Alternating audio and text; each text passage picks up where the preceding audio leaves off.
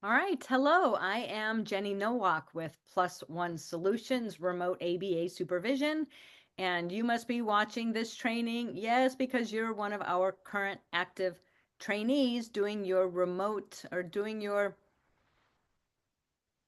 ABA fieldwork experience hours. Wow, lost that name for a minute. Anyway, welcome. This training is going to be on your daily tasks, data, and task analysis tracker. Again, more words. So let me tell you about this thing for just a second. As a trainee, the board says that I should not, or your supervisor should not, have you perform skills with clients until we can be reasonably sure that you can perform that skill well, safely, ethically. So, one of the ways that we do that at Plus One Solutions is by having you use yourself as the client. So you'll hear me, you'll hear your supervisor talk about self as client. And so this is that. Um, if you want to program yourself to do more exercise, if you want to program yourself to do laundry more consistently or better, whatever that looks like for you, if you want to program yourself to meal prep every Saturday so that you can eat better and be more healthy, if you want to program yourself to decrease the amount of time you're scrolling on social media, this is where you would record that data. So let me show you the form. And, initially it's blank. Um, and we put in your information in here. Okay. So the way that the form is set up, you put your goal at the top. And this is actually like your observable, measurable behavior goal, or maybe something similar to an IEP goal if you're one of my teacher educators. And so that goal will be up here. Okay. This goal should also be able to be found on your Prove It form so that these things mesh together. And on your Prove It form where it says, where is this data being taken? You link this sheet and boom, it's all right there. And once we get some data in here and we select all this information and we graph it, then boom, you link that into the effective column that says, is your program effective or not? Okay. This is also where you learn to take some baseline data for assessments or determining whether there's even a need to track data on a skill. So let's just take a look at how this works. The things that we're looking at on this form, number one is, can you write the good behavioral goal at the top? Number two is, can you do a great task analysis, writing down every step that's necessary to complete this skill?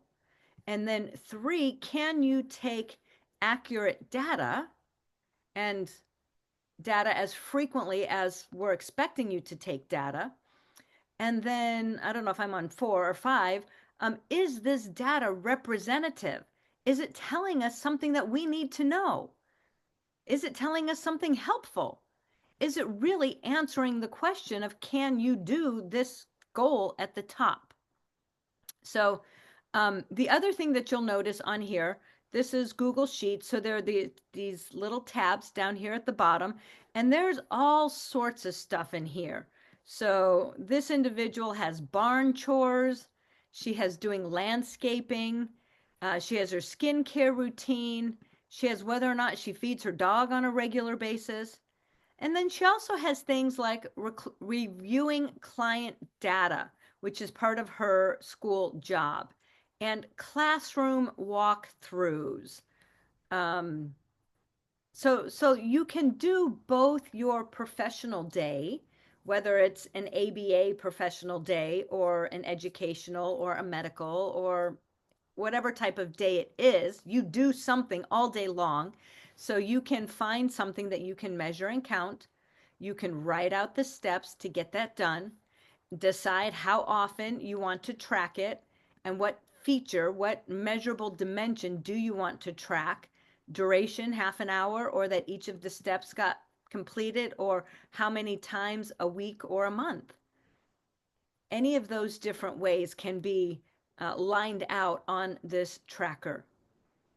And then when you do those things, your job becomes actually to make sure that you are getting back in here and inputting the data, the ones and the zeros. That means yes or no, the time that will give you the duration measure that you are looking for.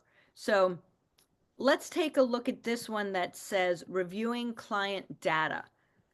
And so it says, Cameron will review red tier client data with the AST, I don't know, autism specialty team each week. So what we're looking for is a weekly entry. Okay, we'll start with that.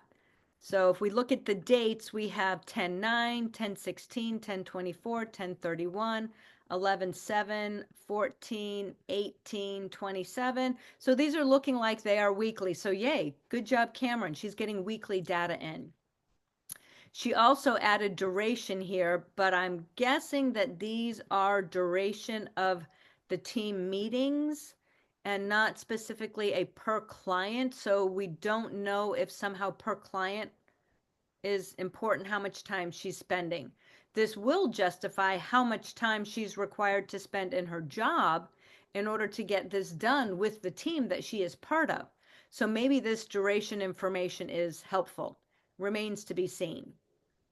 Then if we look over here at column A, we have the steps. So take a seat at the table, get her data notebook, take out the pen, write down on the piece of paper each school name, because the team reviews several schools and she wants to make sure that all school student data is reviewed.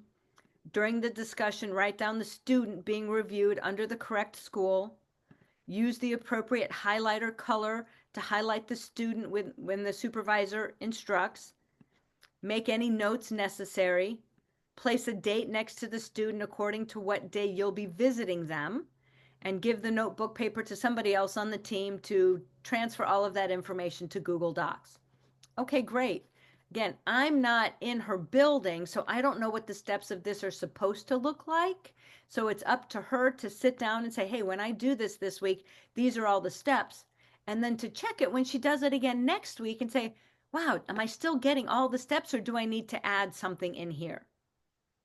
And then you'll notice down here on row 18, we can take a look at whether or not she's getting all of the steps completed. So it looks like 9 is the magic number here.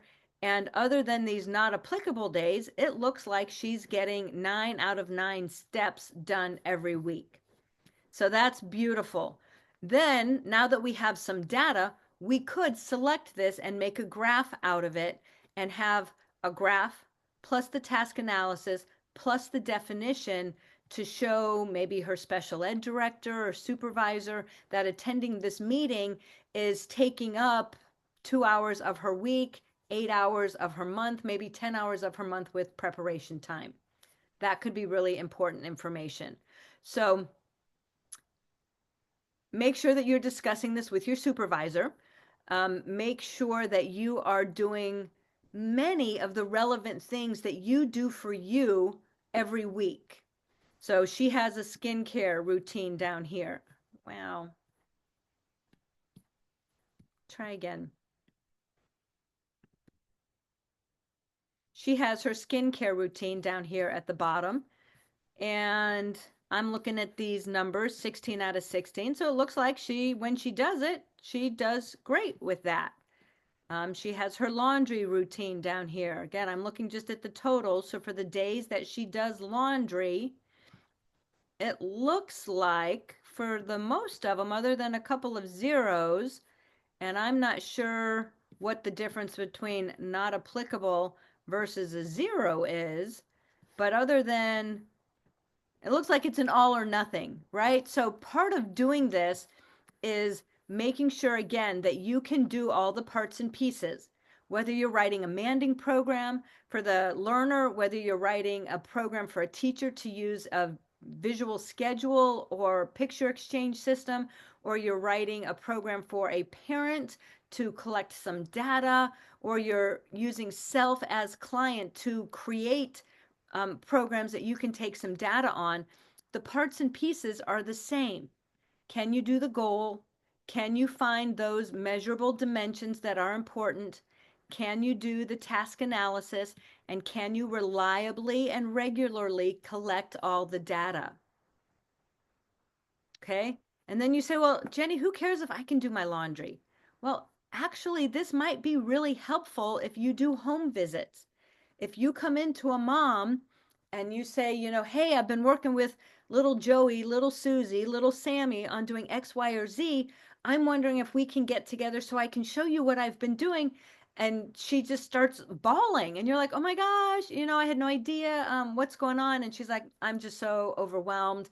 I've got my 3 kids and blah, blah, blah. And I'm trying to get laundry done. I had to send the kids to school in dirty clothes today because I just can't stay on top of laundry. And I know you really want me to try and work this program and grab some data for you.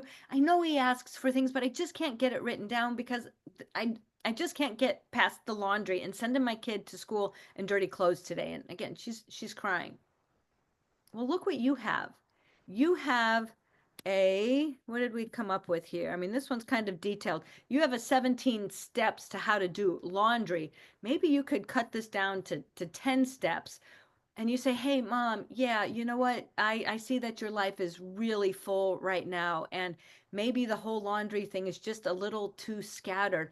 I was at a place in my life where I had to go through and look at how I did laundry too. And I made myself my own little program.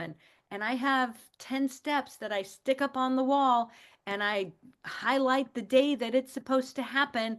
And I go and I try and get my laundry done and I check off the things. And even if it doesn't get all the way done, I can see where I need to come back and keep working on it the next day. Would that be helpful if I shared something like that with you? And instead of trying to look at Joey's manding data for a while, maybe when I come back on Saturdays, we can go over your program and how you're doing with laundry and see if we can't kind of get some of that tweaked so that you don't feel just quite so overwhelmed with that. And again, now mom's bawling because she feels like you care. She feels like you have something that's helpful to her. You have something that worked for you, and so maybe it will work for her.